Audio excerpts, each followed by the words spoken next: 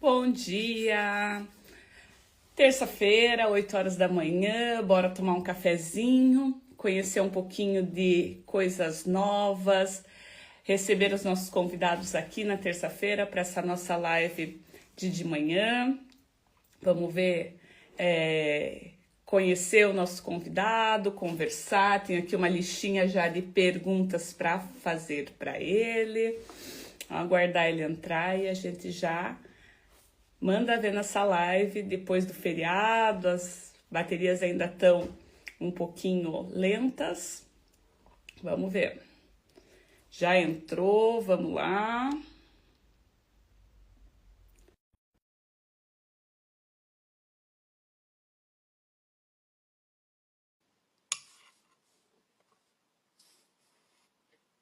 Aceito. Bom dia, Priscila. Bom dia, Maurício. Estava até preocupada. Falei assim, não, deixa eu abrir aqui novamente e ver o que está acontecendo. Porque às vezes o Instagram ainda não saiu do feriado. Como é que você É, tá? tudo bem, feriadão, deu para dar uma descansada, recarregar energia, curtir a família, né, que precisa. Nem fale. Você fica onde, Maurício? Eu moro em Águas de Lindóia, interior paulista, região ali Campinas, é o circuito das Águas Paulista, ali divisa com Minas Gerais. Legal, legal. Eu estou a 8 quilômetros aqui de Monte Sião, que é o início do Do sul de Minas. do sul de Minas. Então tá Eu passo, quase em eu tô na Minas. divisa, eu tô na divisa. Uhum. Se eu tropeçar aqui no escritório, eu caio ali em Minas Gerais. É. Mineiro gosta de um cafezinho, né? Precisa, né? O meu, Hoje eu tô de canjica. olha que delícia. Hoje eu tô de canjica. Daqui a pouco eu vou treinar. Eu falei assim, não, deixa eu comer, senão não vai dar certo. Maurício, eu queria que você se apresentasse, falasse um pouquinho da sua formação e me dissesse mais ou menos o que você faz hoje. Tá, vamos lá. Para quem não me conhece, sou Maurício, eu sou formado em Engenharia Civil, sou pós-graduado ali junto com o Canal do Serralheiro em fachadas vidraçadas e esquadria de alumínio, a pós-graduação que teve.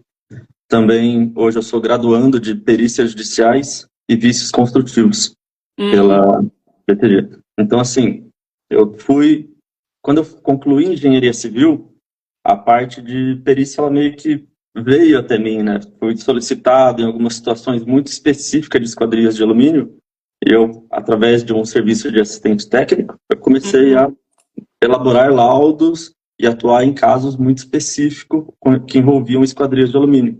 uhum. E a partir daí eu continuei, sou uma pessoa que sempre estou buscando conhecimento, sempre estou estudando. Todo o material que existe no mercado aí, eu acredito que eu já consumi uma boa parte dele.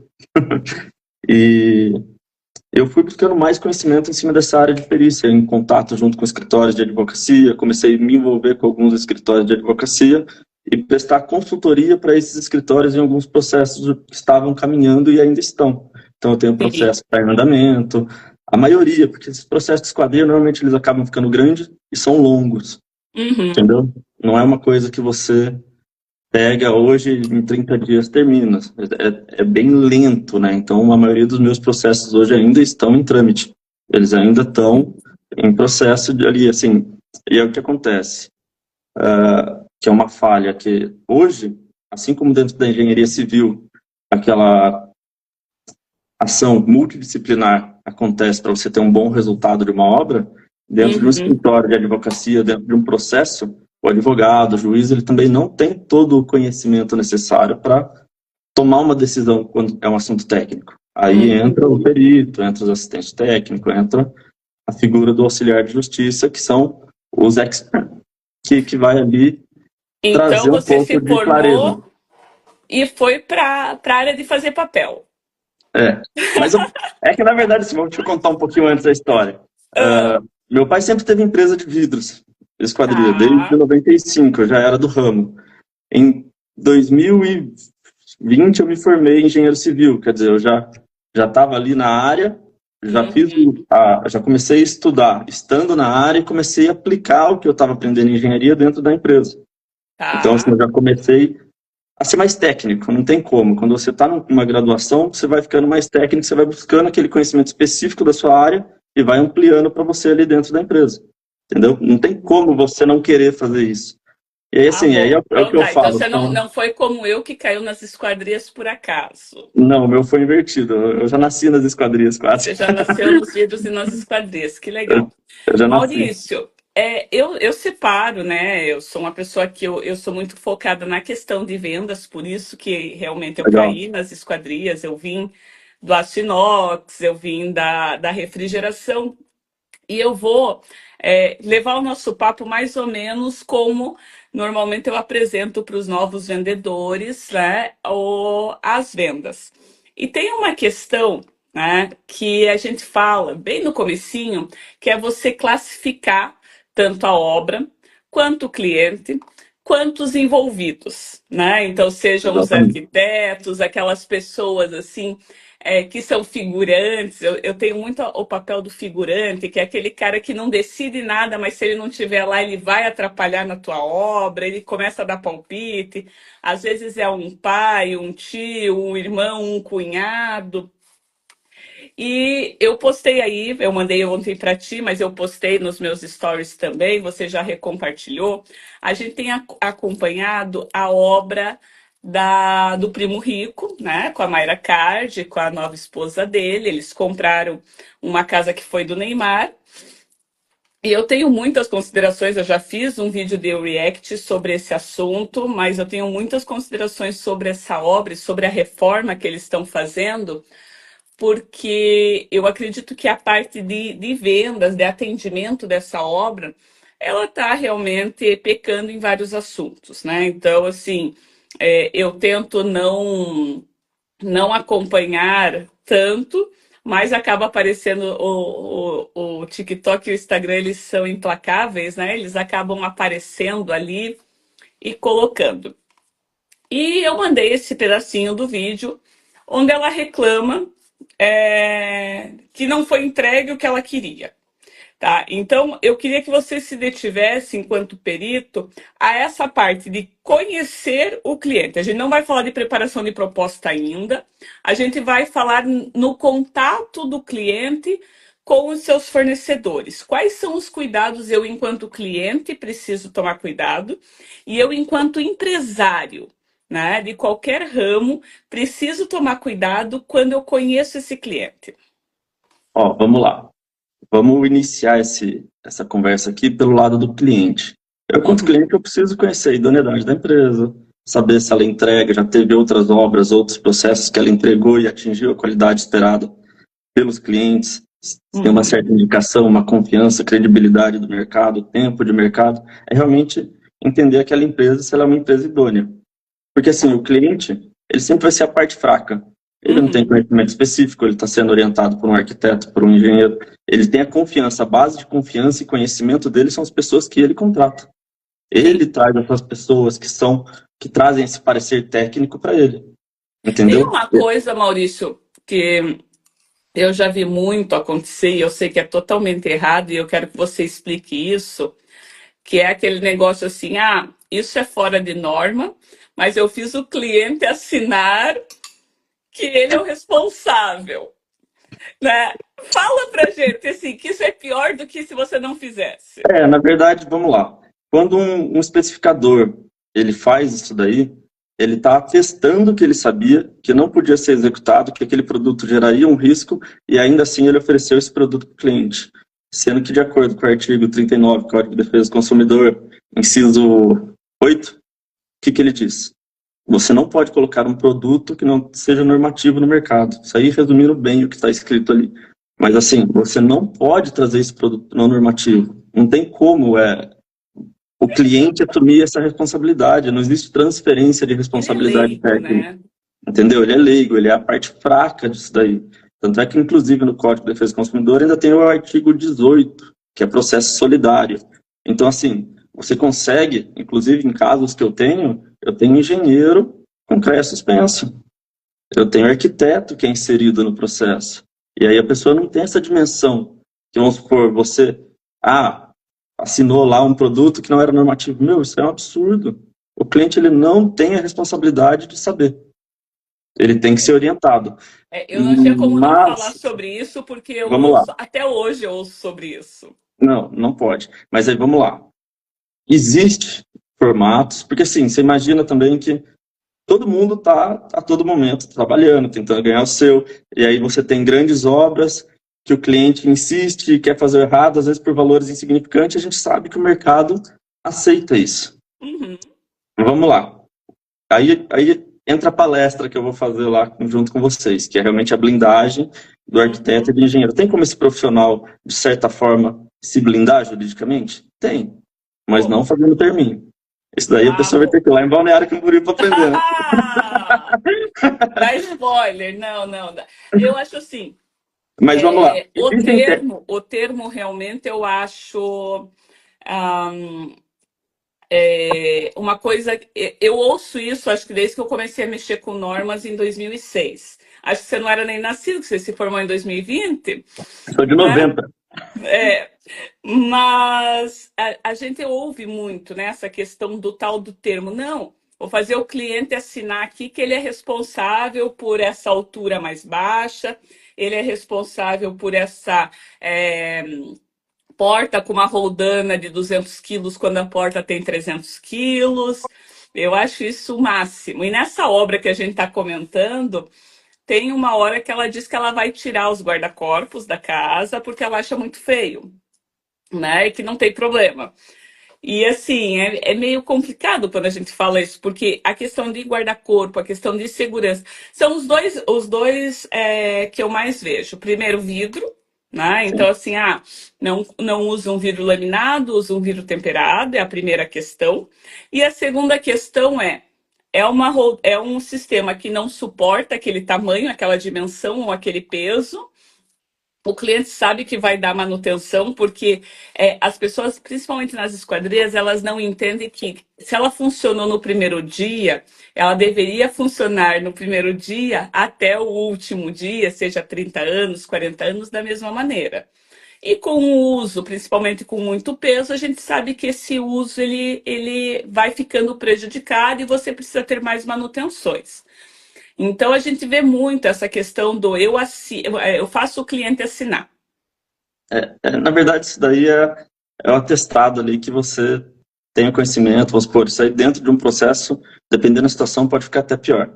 O que um engenheiro, aí que são a gente tem umas escalas, tá? Sim. A empresa de esquadria, ela nunca vai poder fazer um termo desse e achar, porque ela é o responsável pelo produto. Aí a gente vai ter um engenheiro. Tá. O engenheiro civil, ele tem uma RT total de execução, ou mesmo arquiteto. A pessoa que está fazendo a responsabilidade global da obra ali pela execução. Aí, assim, começa a ficar bem complexo, né? Bem sutil a diferença. Porque o que acontece? Ele é responsável por qualquer item inserido na obra. Ok. Você entende onde começa a ficar um pouco mais complexo? Assim, é uma área, um campo um pouco complexo. Então, vamos colocar na seguinte situação. Eu tenho um engenheiro dentro de uma obra extremamente correto. E ele quer que aquele produto seja feito de forma correta. Eu sei que normalmente não é o caso. Mas eu tenho uma empresa que não é idônea e essa empresa quer colocar um produto errado.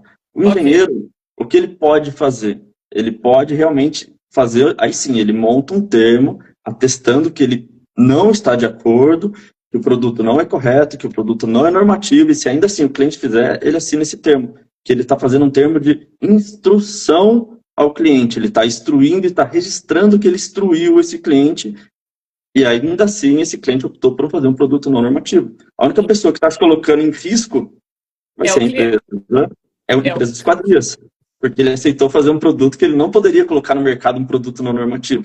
Você entende? A empresa de esquadria ou de vidro, ela nunca pode colocar um produto não normativo. Então, a empresa que forma, assim, em nenhum momento ela consegue ser excluída do processo. A única saída que você tem é falar, eu não posso executar nesse formato porque ele não é normativo.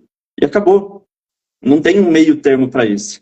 Mas, assim, existe toda uma corresponsabilidade que existe para o engenheiro, para o arquiteto, para o especificador, para todo mundo que pode sofrer de processo solidário, de acordo com o artigo 18 do Código de Defesa do Consumidor. Qualquer parte que teve algum lucro durante o processo de construção pode ser acionada durante o processo. Até a indústria, até outras partes. Alguém vai pagar. Depois as partes se degladiam e resolvem o problema entre elas. O cliente é a parte fraca. Ele tem que ser tirado Agora disso. eu tenho o meu cliente, certo? Então eu tenho o meu cliente, eu tenho o meu arquiteto, eu tenho o pessoal da obra.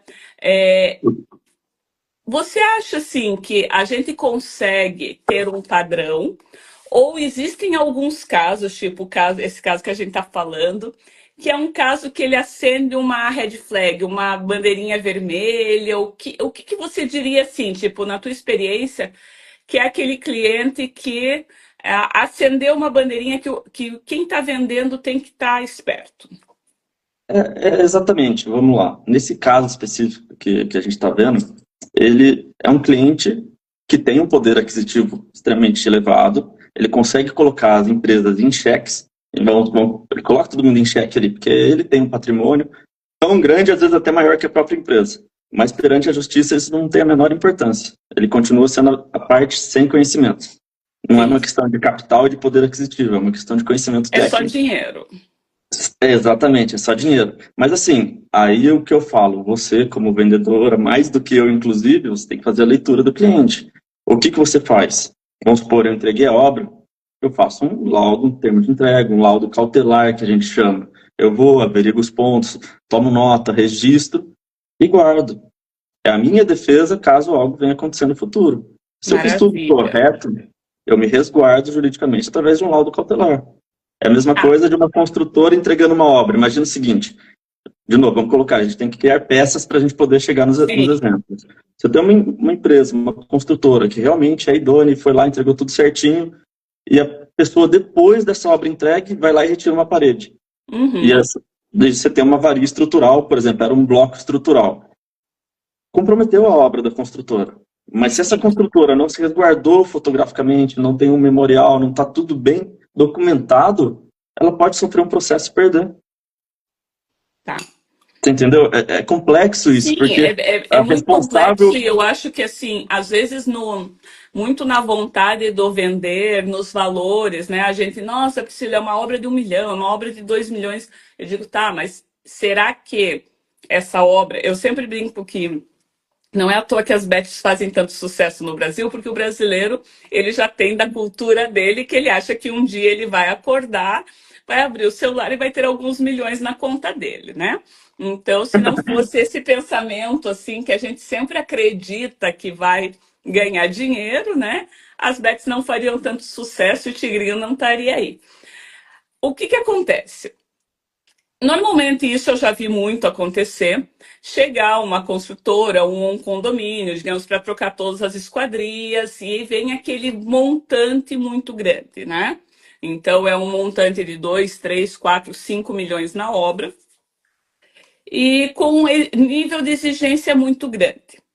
Então, eu sempre brinco que quando o nível de exigência do cliente é muito alto, o teu nível de exigência tem que ser o dobro enquanto fornecedor. Né? Exatamente. É diferente de um cliente que ele é mais tranquilo, não, eu quero isso, eu quero aquilo, e você vai explicando.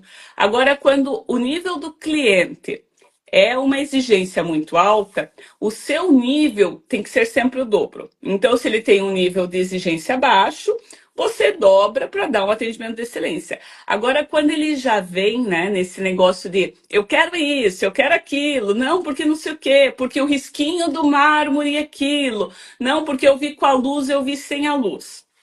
Uma das coisas que a gente conversou no pré-live foi de ir visitar a empresa, né? Você colocou que eu tenho que conhecer, ser idônea e tudo mais. Eu acredito que uma das coisas mais importantes é você ter esse relacionamento com o seu cliente e esse relacionamento próprio, né? Próximo, vamos dizer assim. Eu ir conversar e eu trazer ele para mim. Porque senão vira o que a gente fala que é a guerra jurídica, né? É. Então vira o papel. Eu queria que você falasse um pouquinho sobre aonde que o negócio desanda para ir para o papel. Ó, vamos lá. Toda lead, né, todo processo, ele começa numa conversa mal executada. Ele Uhum. começa num erro de comunicação, numa falha de comunicação. Porque se a empresa é idônea e quer corrigir, não vai ser um problema dentro de uma obra que vai virar um processo. Ela vai lá e vai Exato. tomar as atitudes necessárias para chegar na satisfação do cliente dentro de um contexto muito melhor, seja ele qual for, do que um processo. Quando Uhum. vai para o processo, fica muito mais complexo toda a situação. Aí realmente é pesado e pode virar a linha tênue. Eu brinco, existe uma linha muito tênue entre um processo civil e um processo criminal. E tem uma coisa que é pior. Eu, você, nós somos engenheiros, nós somos de exata. 1 mais 1 é igual a 2. Dentro de um processo, a interpretação, entendimento, principalmente do juiz. Então, assim, você está lidando com a interpretação, com o que parece ser, não o que é exatamente. Então, dependendo dos argumentos, dependendo como for colocado, é muito complexo você tirar, se desrelacionar. Ah, não, foi intencional, não foi intencional esse erro. E aí está complicado. E aí o processo fica grande. Então, assim, vamos lá, vamos prevenir isso daí. O cliente reclamou? Escuta o seu cliente. Entende o que ele precisa, entende a necessidade dele. Nesse caso que a gente está falando, pô, se a gente pegar ali para mim o que é mais pesado um pouco, aquela diferença de tonalidade, é gritante. Você entende? Existe uma diferença de tonalidade. Ah, era tal, não era outra questão que eles estão falando, ah, é mexicano, é não sei o que, tá, mas o cliente ele viu a pedra em loco? Se ele viu a pedra que foi cortada, é uma coisa. Se ele nunca pisou lá e não viu essa pedra que foi cortada, ele só viu uma foto, como que justifica? Você entende que existe uma... Porque, assim, pela imagem do celular dela para a pedra, existe uma variação, mas, assim, você entende que é tênue essa diferença? Aí vamos criar digo peças. assim, esse caso, ele já é o segundo problema de pedra nessa casa. Porque teve o problema da pedra rosa, que não era rosa, que já faz uns 40 dias. Isso. E agora o tal do travertino, né? Que quem já teve travertino em casa sabe que ele vai de um branco, muito branco, que eu brinco que é Torre de Pisa, até um amarelo, que é quase um ovo. Né? E pedra é uma coisa natural. Eu sempre digo assim, gente, você quer alguma coisa que não te dê variação de cor, você não vai para o natural. Né? Ah, quero um Exatamente. amadeirado, um ripado perfeito. Vai para o ripado pintado.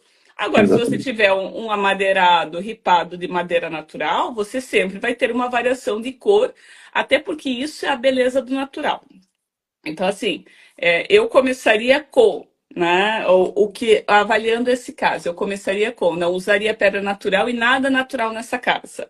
Né? Usaria quero usar alguma coisa que seja altíssimo padrão, usaria um Decton.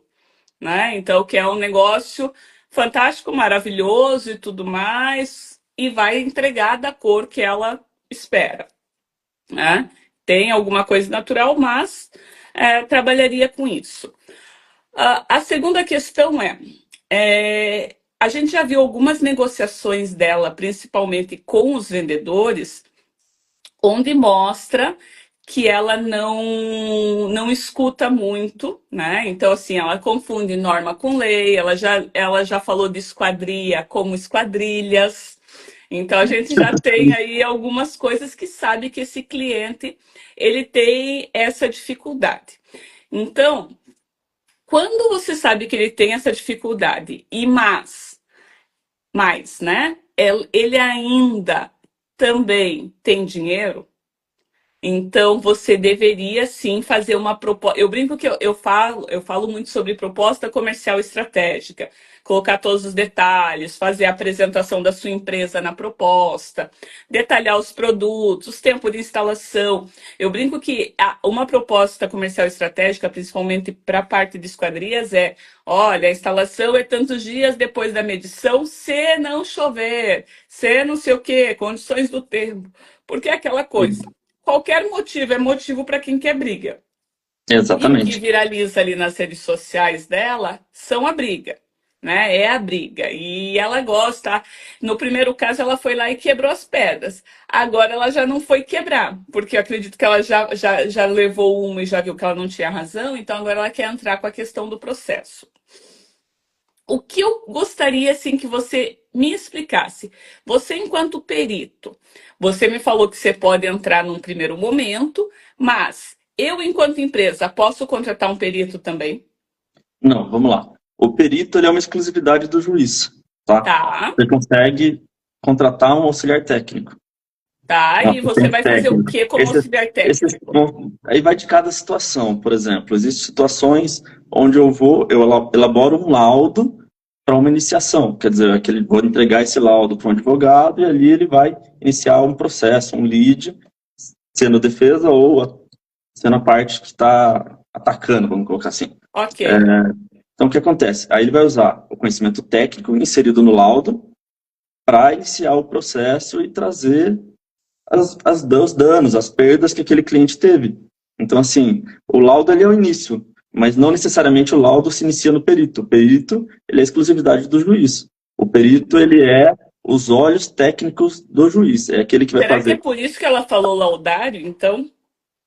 Talvez seja o termo que ela usou. É que assim, esse termo que ela usou eu nunca vi, eu acredito que Eu não também exista. não, eu te digo assim, eu joguei na É. inteligência artificial e nem o chat sabia. Não, provavelmente assim, é um engenheiro específico da área, vai ser ou um engenheiro diagnóstico, que é uma pessoa que tem uma especialização ali em diagnosticar, ou um engenheiro geotécnico que tem um conhecimento específico da parte ali de pedras, porque é mais complexo isso daí. Ela vai ter que achar realmente um especialista da área, ele vai elaborar um laudo inicial, aí ela pega esse laudo inicial junto com o escritório de advocacia e vai iniciar um processo, entendeu? O processo se inicia aí. E a partir daí, vamos supor, aí vai ter o assim, inverso disso, porque vamos lá, aí o que acontece, só pra gente fechar. eu queria que você jogasse no ventilador, todo mundo que tá metido aí. Vamos lá. Vamos lá. Aí o que acontece? Aí você vai ter a parte, no caso aqui que a gente está citando, da marmoraria. Ela vai pode contratar um especialista, vai elaborar um contralaudo e vai entrar com a defesa. Aí o que acontece? Eu tô lá, tô aqui em Águas de Lindóia, sem dor de cabeça, e vai chegar para mim dentro do sistema de justiça, por exemplo. Vai chegar todo o material. Chega a parte do laudo inicial, chega a parte da defesa, chega o parecer dos advogados, chega resumo de audiência, se já tiver tido, eu vou ter que ler todo aquele material e tem que trazer um parecer neutro e técnico. O perito judicial ele não tem lado. Ele chega extremamente neutro. Eu vou ir lá, por exemplo, se cai para mim um processo como esse, eu vou ter que ir lá entender realmente se existe uma diferença real de pedra, se realmente existe um problema de troca de produto ou não, e trazer à tona. Porque, assim, a minha conclusão é a conclusão. Ela tem que ser curta, objetiva e direta. Porque o juiz, se eu entregar um laudo extremamente inchado, o juiz ele não vai ter o tempo hábil de ler. Entendeu? Então, assim, tem que ser extremamente direto. Eu tenho que entender qual é a situação do processo, deixar de forma resumida e técnica e entregar para o juiz. Mas aí que tem uma complexidade. Tem que ser técnico, mas tem que ser numa linguagem que seja compreensível. Também não adianta eu subir o nível técnico a tal ponto que não tenha compreensão. Então, ainda tem que abaixar o crivo ali de escrita para poder deixar de uma forma que qualquer pessoa que leia compreenda. Entendeu? Eu brinco E aí, que em cima assim, do que venda, você tem que falar como se falasse com uma criança de 5 anos. Exatamente. Acredito que o perito seja a mesma coisa, porque a partir do momento que você começa a usar termos rebuscados, né, da engenharia, você abre margem para interpretações diferentes. Exatamente. Então, acredito que isso seja uma preocupação sua nesse momento de fazer essa questão da perícia em si. Exatamente. Você tem que deixar ela extremamente direcionada, né? Você tem que deixar ela estar atento aos temas ali do que foi solicitado, do que veio, e trazer uma clareza para o juiz. E aí, em cima do seu parecer, do laudo executado, do laudo pericial, o juiz vai tomar uma decisão, entendeu? Usando como base, mas não quer dizer que é a tomada de decisão dele. Porque, assim, existe uma interpretação muito mais ampla do processo que o juiz está analisando. Ele analisa a intenção, ele analisa outras coisas, não só a parte técnica. A parte técnica é uma das vertentes que vai ser analisada. Entendeu? E aí então, que é o que eu a falo. gente mais leva em consideração aí é se documente, enquanto empresário. Só um minutinho que fechou aqui, que abriu uma atualização. Desculpa, não entendi, deu um cortezinho na pergunta. Então, assim, o que eu poderia considerar aí como uma dica para quem está assistindo, empresários que estão assistindo, a primeira questão é se documente. Se documente, exatamente. Ó, vamos lá. Defesas para o empresário. Contratos bem elaborados, normas seguidas, porque não seguir norma já é atestado de problema judicial. Entendeu? Um produto coeso, entregue de acordo com o que foi vendido.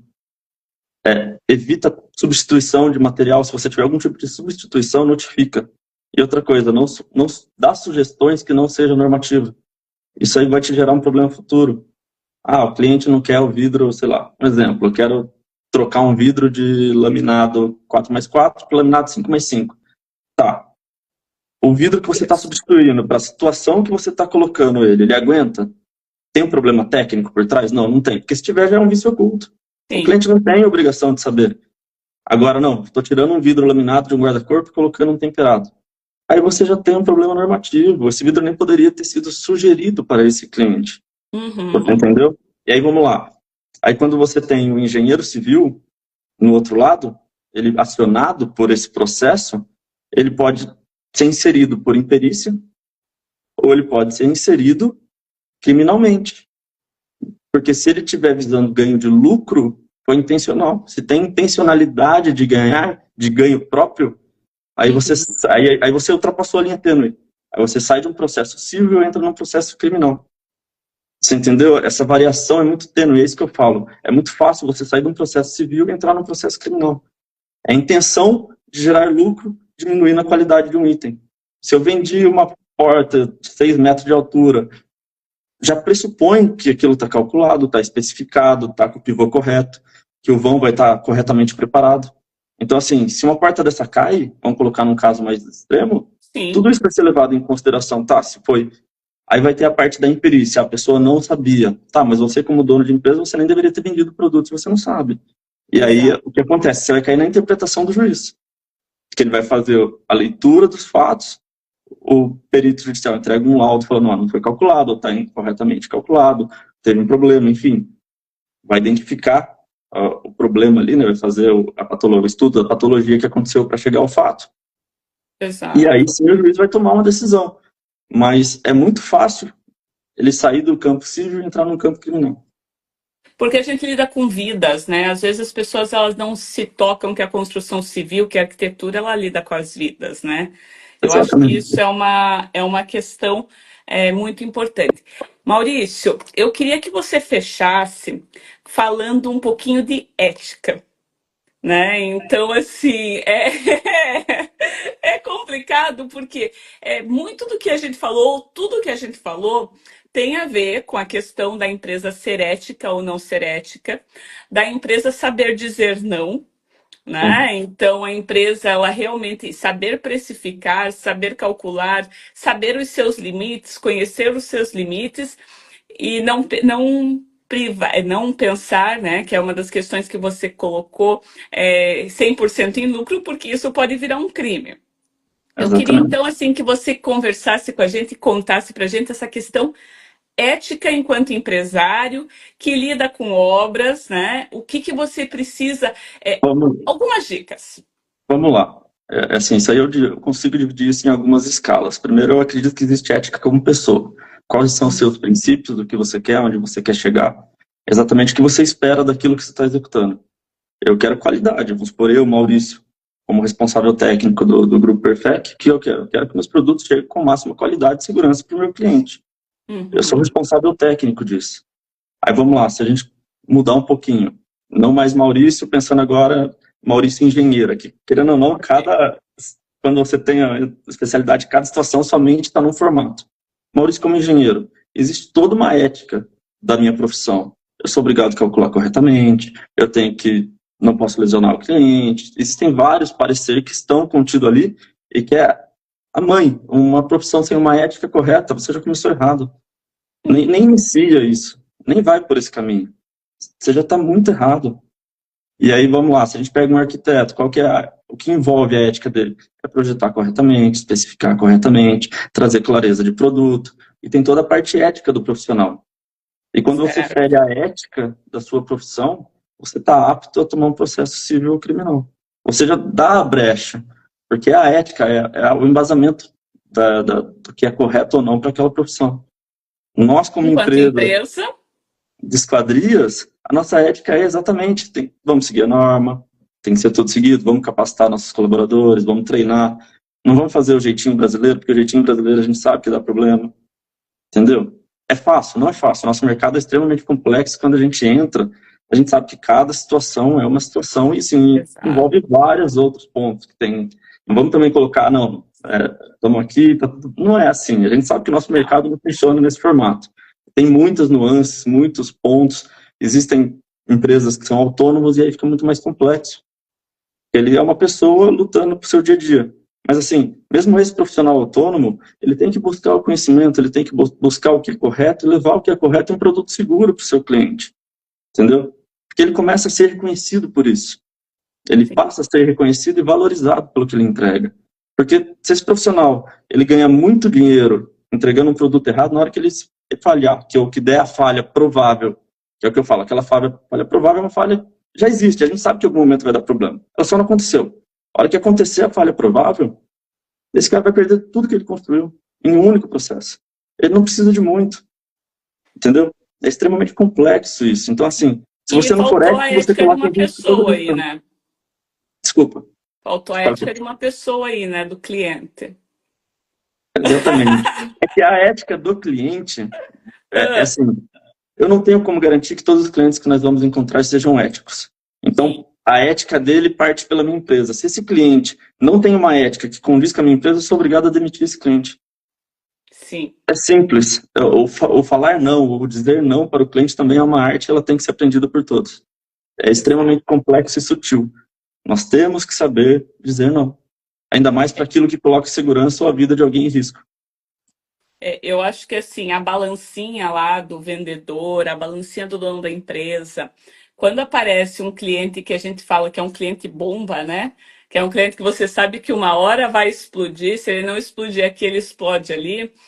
E eu tinha um cliente no B2B que ele falava assim, ó, isso daí é cliente bomba, coloca um PL aí, que é um pode lascar no preço, né? Exatamente. Pode lascar no preço porque vai dar problema. Vai ser aquele cliente que 2 visitas na obra não vai ser suficiente. Ele vai, por qualquer coisinha, ele vai te ligar. Vai passar 3 anos, ele vai te ligar.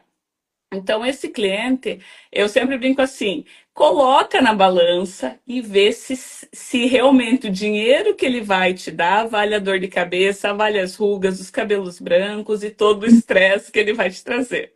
Só acrescentaria um detalhe. Entende se Ah, sua empresa está preparada para atender esse cliente. Porque, sim. assim, esse tipo de cliente, ele exige que você tenha uma boa documentação, um manual do usuário, termos de garantia, enfim, eficiência daquele produto, a eficiência acústica, eficiência energética, tudo. Esse cliente vai exigir. São esses clientes também, quando você aceita um cliente desse, dentro de condições ideais, que ele te faz evoluir. Eu não acho Uhum. ruim a todo momento, mas assim, você está preparado para essa evolução? Se você vai ter um problema com isso, entende o seu momento, aquilo faz a leitura de você, da sua empresa, estou preparado ou não estou preparado para esse próximo passo. E Com assim, certeza. é normal, quanto mais no topo você chegar, mais crítico vai ficando o cliente. Dificilmente você vai ter um cliente de alto ou altíssimo padrão que vai aceitar qualquer coisa. Ele não vai aceitar. Aí vamos colocar exemplo de novo.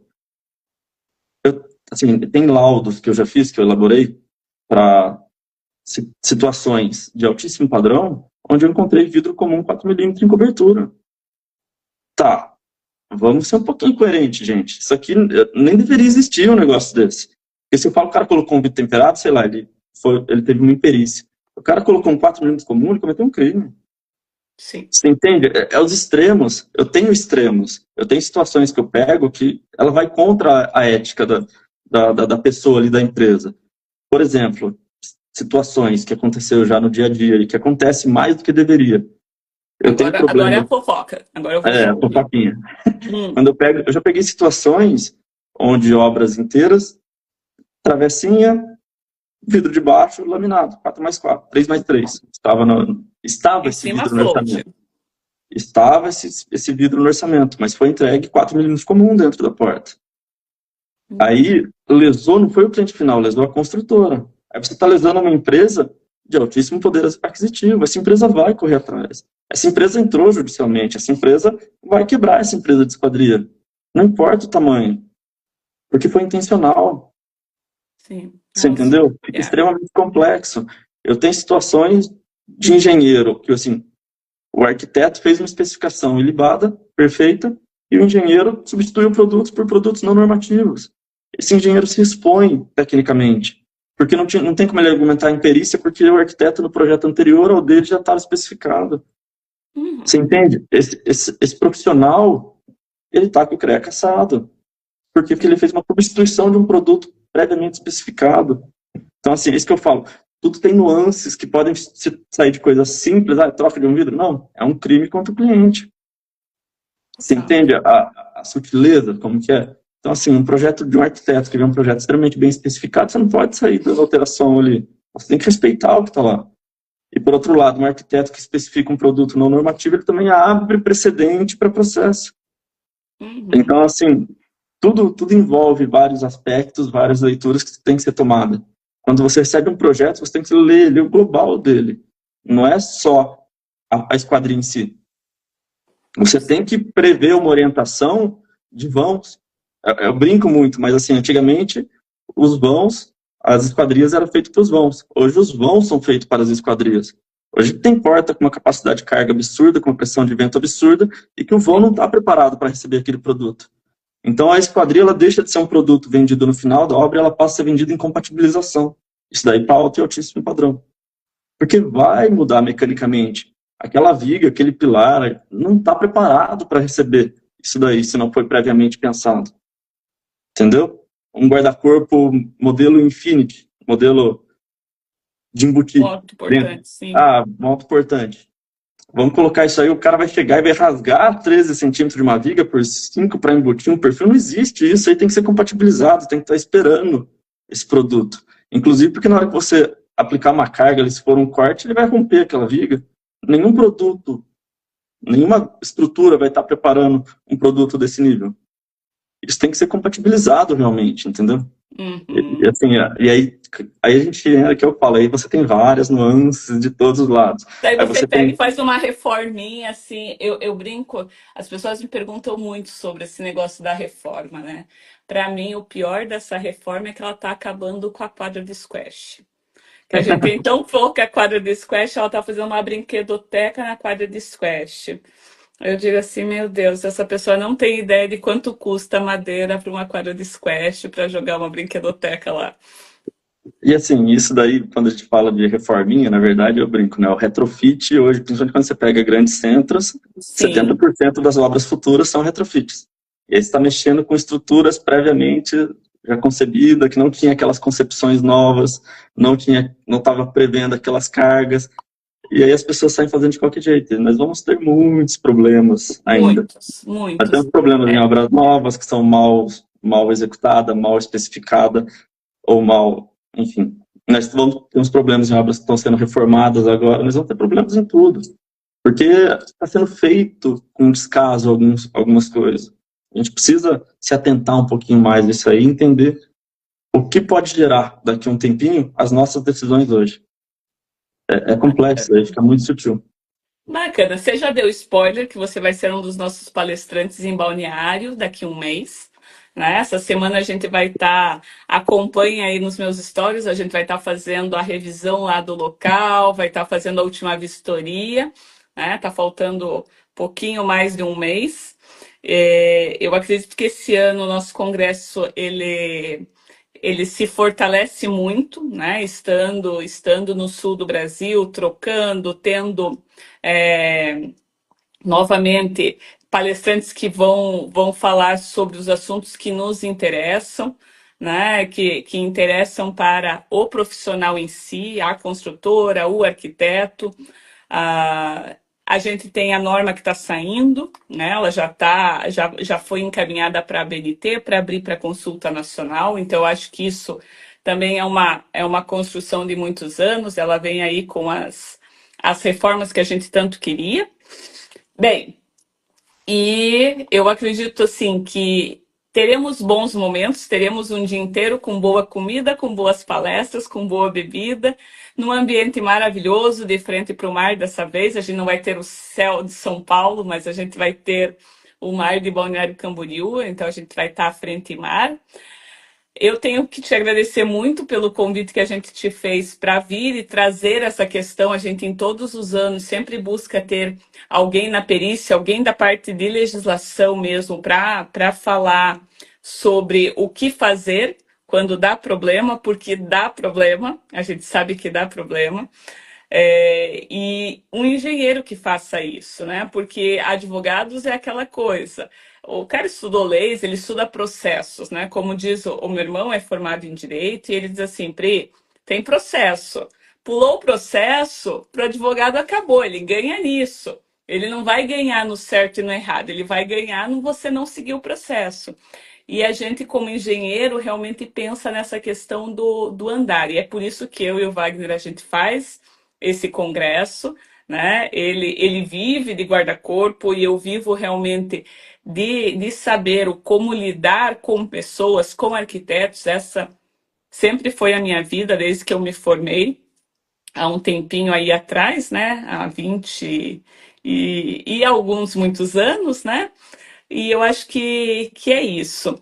Eu quero te agradecer por vir tomar um cafezinho comigo, por aceitar esse convite e te vejo em Balneário. Nada.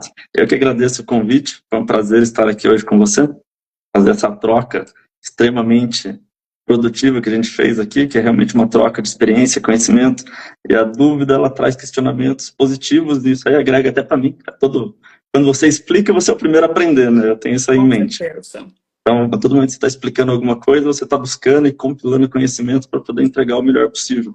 Então, você está aprendendo no processo. Ensinar é uma arte, né? E saber ouvir também estar na cadeira do aluno é espetacular. Por isso que eu estou com vocês desde o primeiro, fui para o Rio de Janeiro, fui para São Paulo. Está aí, foi um prazer receber o convite de vocês para estar lá palestrando em Balneário. Agradeço realmente a oportunidade e espero que muitos outros ainda venham. Seja muito bem-vindo. Muito obrigada. Uma boa semana para o pessoal.